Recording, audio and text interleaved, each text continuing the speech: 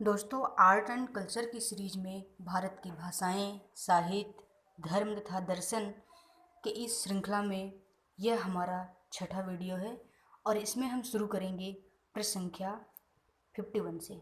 50 questions हम इसके पीछे डिस्कस कर चुके हैं। आप उस वीडियो पर जाकर के क्वेश्चन नंबर 1 से आप देख सकते हैं, रिवाइज कर सकते हैं। अब हम चलते हैं आज के अपने इस प्रश्न पर। निम्नलिखित कथनों पर विचार कीजिए। जंगम शब्द राजा के सैनिकों के लिए प्रयुक्त किया जाता था। लिंगायत मृतकों को विधि पूर्वक दफनाते थे। लिंगायत पुनर्जन्म के सिद्धांत को नहीं मानते थे।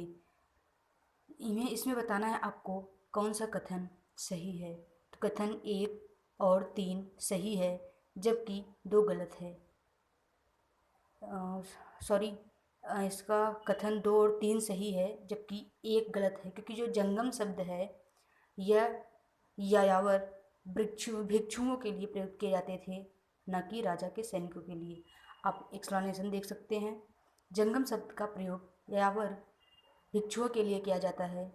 लिंगायत धर्मशास्त्र में बताए गए श्राद्ध संस्कार का पालन न करके मृतकों को विधि पूर्वक दफनाते थे।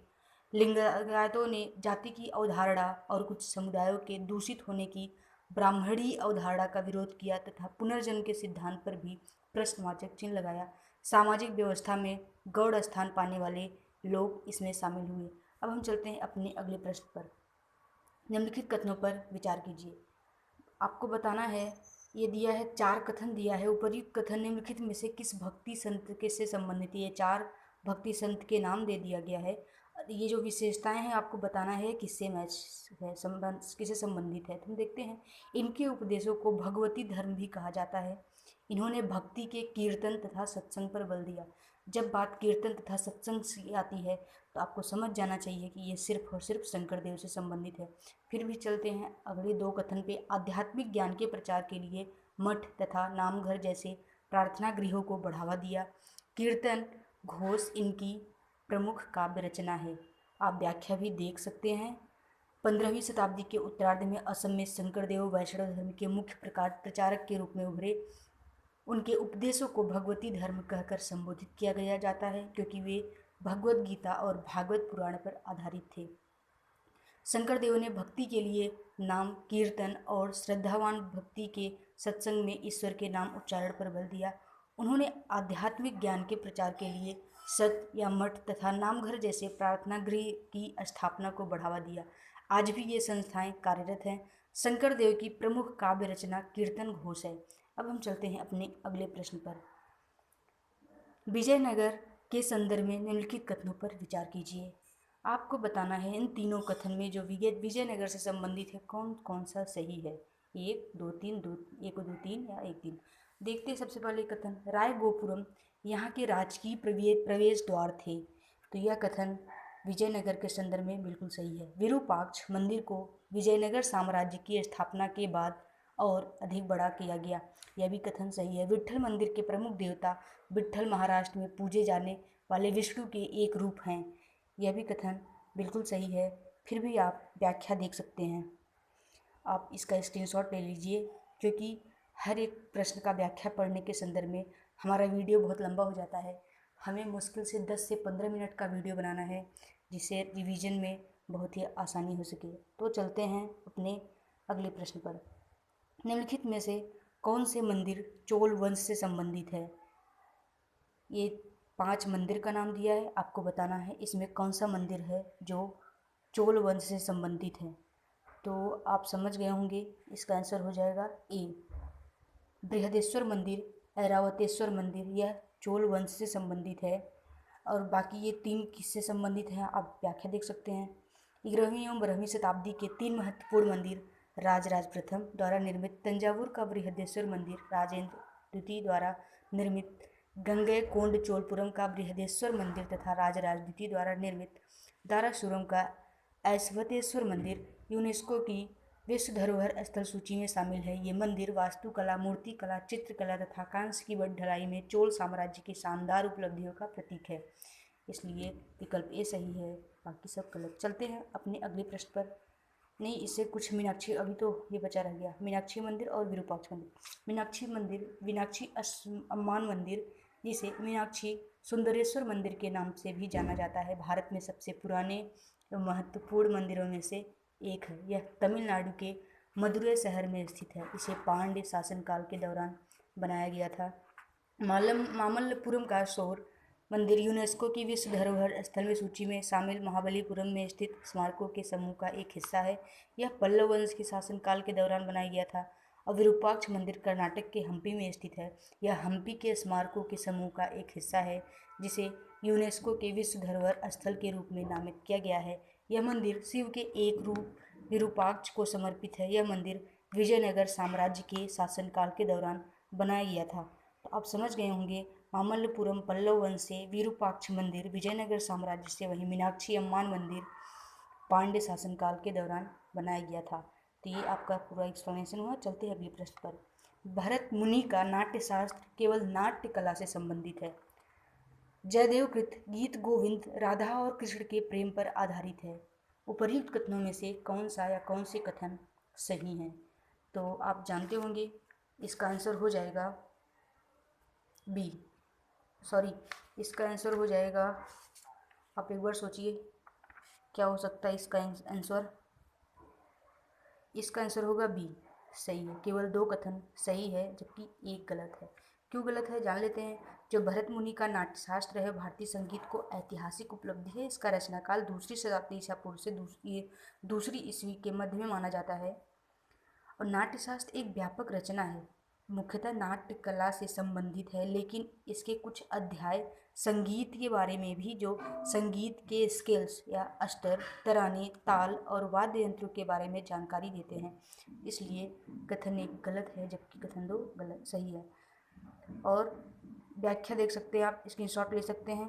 और इसके दूसरे कथन के बारे में कुछ जानकारी। संस्कृत में गीतों और छंदों के साथ रची गई जयदेव की रचना गीत गोविंद संगीत की प्रबंध गीति में से एक है। इसमें राधा और कृष्ण के प्रेम के हर पक्ष, उत्कंठा, ईर्ष्या, आशा, निराशा, क्रोध, मिलाप एवं आनंद का वर्णन मिलता है। इसलिए 2 कथन सही है। गीत अष्टपदी है, यानी हर गीत में 8 दोहे होते हैं। अब हम चलते हैं अपने अगले प्रश्न पर।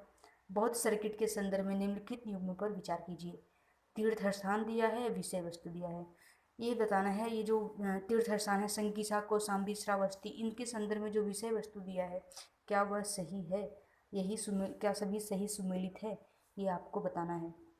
तो मैं बता दूं, इसका आंसर हो जाएगा सी, 1 और 3 सही है जबकि 2 गलत है। क्योंकि आप पढ़ेंगे भी तो आपको मिलेगा कौशाम्बी बुद्ध ने महापरिनिर्वाण प्राप्त किया। तो ये तो कथन यहीं से गलत हो जाएगा, क्योंकि कौशाम्बी में बुद्ध ने कई उपदेश दिए थे, ना कि वह महापरिनिर्वाण को प्राप्त हुए थे।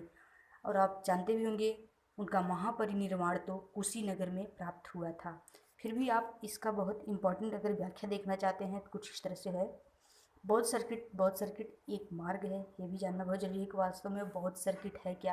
यहाँ बौद्ध सर्किट बताने का बस एक ही मतलब है, वह एक प्रकार का मार्ग है जो भारत में भगवान बुद्ध के पद चिन्हों का अनुसरण करता है। मतलब कि भगवान बुद्ध के जितने भी पद चिन्ह हैं, जहाँ जहाँ उनकी यात्रा हुई है, उन सारे किसी न किसी रोड के माध्यम से या फिर किसी न किसी ट्रेन के माध्यम से उसको जोड़ने का प्रयास किया गया है। तो ये कुछ पद चिन्हों का अनुसरण करता है। इस मार्ग में अवस्थित स्थल बौद्ध धर्म में सबसे महत्वपूर्ण तथा पूजनीय है। लगभग उनसे जुड़े हुए जितने स्थल हैं उनको जोड़ा गया है और जो पूजनीय भी हैं। तो देख लेते हैं ये 7 कौन कौन से हैं। आप जानते ही होंगे, ये 7 ऐसे स्थान हैं जो भगवान बुद्ध से जुड़े हुए बहुत ही महत्व रखते हैं अपने आप में। कपिलवस्तु, राजकुमार सिद्धार्थ ने अपना यहाँ बचपन गुजारा था। बोध गया में बुद्ध ने ज्ञान प्राप्त किया था। सारनाथ में उन्होंने अपना पहला सार्वजनिक प्रवचन भी दिया था। कौशाम्बी बुद्ध ने कई उपदेश दिए थे। और संकिसा या स्वर्ग में अपनी माँ को संबोधित करने के बाद उतरे थे। और श्रावस्ती वर्षावास के दौरान उनका प्रिय स्थल था श्रावस्ती। कुशीनगर, यहाँ उन्होंने महापरिनिर्वाण प्राप्त किया। फिर भी इनसे जुड़े जो बौद्ध सर्किट रेलवे मार्ग का एक चित्र है, आप देख सकते हैं, वो इस तरह से नई दिल्ली से फिर गया बिहार, राजगीर और नालंदा, ये भी बिहार, फिर उसके बाद यूपी, वाराणसी, सारनाथ, फिर लुम्बिनी, कुशीनगर, श्रावस्ती, आगरा, नई दिल्ली, आप इसको देख सकते हैं। और भारत में भी अन्य बौद्ध गंतव्य भी हैं जो किसी न किसी रूप में एग्जाम के पर्पज से ये इम्पोर्टेंट बन जाता है। देखते हैं, अरुणाचल प्रदेश यह बोमडिला और तवांग से संबंधित है। सिक्किम में कालिम्पोंग और रुमटेक यह भी एक बौद्ध गंतव्य है। जम्मू कश्मीर में लद्दाख, हरवान, अम्बरानी और परिहसपुरा है। हिमाचल प्रदेश में स्पीति, किन्नौर और धर्मशाला है। हरियाणा में सुघ, यमुनानगर और असंध जींद का स्तूप है। वहीं एमपी मध्य प्रदेश में सरदारा, सांची और मुरकोट है। और महाराष्ट्र में कराला, एलोरा, कन्हेरी, अजंता गुफाएं, पितलगोरा और नासिक गुफाएं हैं। पश्चिम बंगाल में दार्जिलिंग, कोलकाता ये भारतीय संग्रहालय है। आंध्र प्रदेश में अमरावती, सालिगुंडम, बोरहा गुफाएं और नागार्जुन कोंडा है। तो ये डिस्कशन इसलिए हुआ क्योंकि कभी कभी इस तरह से 3-4 कथन उठा के दे देगा। हरवान, अम्बरानी, कन्हेरी, अजंता गुफाएं, क्या ये सभी बौद्ध स्थल से या बौद्ध गंतव्य से संबंधित हैं या फिर जैन से? तो आपको कभी उसको पहचानना पड़ जाएगा। इसलिए हम चलते हैं अपने अगले प्रश्न पे, आप इसको रिवाइज कर सकते हैं। अशोक के शासनकाल में चट्टान काटकर बनाई गई लोमस ऋषि गुफा यह समर्पित है। आप जानते होंगे यह आजीवक संप्रदाय को समर्पित है। कुछ जान लीजिए इसके बारे में। बिहार की बराबर पहाड़ियों में लोमस ऋषि गुफा सम्राट अशोक के समय में आजीवक संप्रदाय के लिए चट्टान काटकर बनाई गई थी। यह लकड़ी पर अंकित हुई पूर्वाकृतियों को चट्टानों पर उकेरने की विकासात्मक प्रथा को दर्शाने वाला उत्कृष्ट उदाहरण है। इसका निर्माण काल 3री शताब्दी ईसा पूर्व है। लकड़ी पर उभारी गई हाथियों की आकृति की समकालीन वास्तुकला का अनुकरण पत्थर पर किया गया है। इसी प्रकार बांस से बनने वाली जाली का अनुकरण की पत्थर पर किया गया है। और कुछ इम्पोर्टेंट चीज़ें आप देख सकते हैं। अब हम चलते हैं अपने अगले प्रश्न पर। निम्नलिखित कथनों पर विचार कीजिए। आपको बताना है इन दोनों कथन में कौन सा कथन है सही है। भगवान बुद्ध ने अपने उपदेश पाली भाषा में दिए, तो आप जानते होंगे यह सही है। बौद्ध साहित्य पाली और संस्कृत दोनों भाषाओं में उपलब्ध है, यह कथन सही है। आप व्याख्या देख सकते हैं, इसका स्क्रीनशॉट भी ले सकते हैं। अब हम चलते हैं अपने अगले प्रश्न पर। सारनाथ के सिंह चतुर्मुख स्तंभ के संदर्भ में लिखित कथनों पर विचार कीजिए। यह बुद्ध द्वारा धम्मचक्र प्रवर्तन की स्मृति में बनाया गया है। दूसरा कथन है सिंह चतुर्मुख स्तंभ की संपूर्ण छवि को स्वतंत्र भारत के राष्ट्रीय प्रतीक के रूप में अपनाया गया है। आपको बताना है इसमें से कौन सा कथन है जो सही नहीं है। तो आप समझ रहे होंगे इसका कथन 2 सही नहीं है जबकि कथन 1 सही है। अब वह क्यों नहीं सही है? क्योंकि सिंह चतुर्भुज अशोक स्तंभ के संपूर्ण घटकों को स्वतंत्र भारत के राष्ट्रीय प्रतीक के रूप में नहीं अपनाया गया है। इतना तो याद रखना है कि यह नहीं अपनाया गया है, बल्कि पहियानुमा ताज और कमल आधार ये भी छोड़ दिया गया है और सिंह चतुर्भुज के शेष घटकों को राष्ट्र प्रतीक के रूप में अपनाया गया है। तो आप ये जानते, और कुछ चीज़ें हैं इसमें व्याख्या के रूप में आप देख सकते हैं। बुद्ध द्वारा सारनाथ में दिए गए प्रथम उपदेश धम्मचक्र प्रवर्तन की स्मृति में अशोक के सिंह चतुर्भुज स्तंभ बनाया गया था। स्तंभ में मूल रूप से 5 भाग हैं।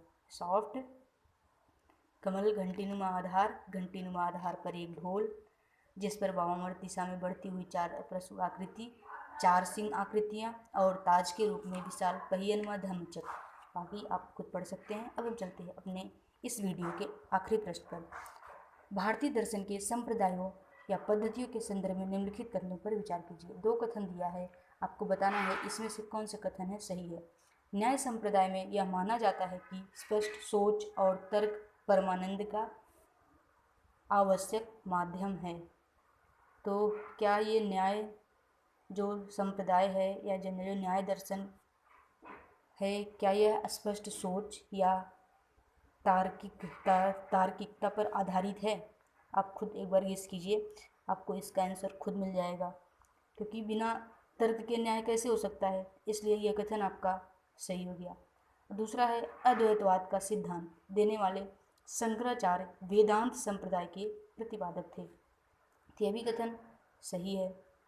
फिर भी आप व्याख्या अच्छे से देख सकते हैं, क्योंकि जो इसके बाद की जो व्याख्या है वो लगभग चारों भारत में आप जानते होंगे आस्तिक दर्शन के लगभग 6 संप्रदाय हैं।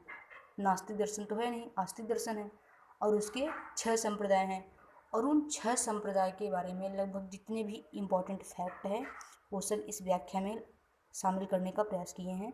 आप इसको बहुत अच्छे से स्क्रीनशॉट लेके रिवाइज कर सकते हैं, आप बहुत अच्छे से समझ सकते हैं। कुछ चीज़ें हम बता देते हैं जो सच में इम्पॉर्टेंट है, वो आपके प्रीलिम्स के एग्जाम के पर्पज से अक्सर ही क्वेश्चंस कभी भी बन सकते हैं। देखिए, भारतीय आस्तिक दर्शन के 6 संप्रदाय। न्याय, इसने विश्लेषण में विश्वास किया, कथन यही से बन जाएगा।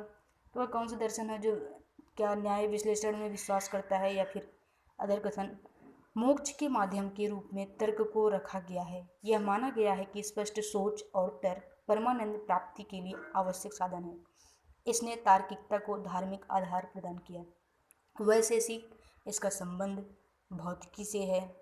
इस सिद्धांत के महान प्रवर्तक उलूक कड़ाद ने परमाणुओं का सिद्धांत दिया। इसके अनुसार परमाणु आत्मा से अलग है।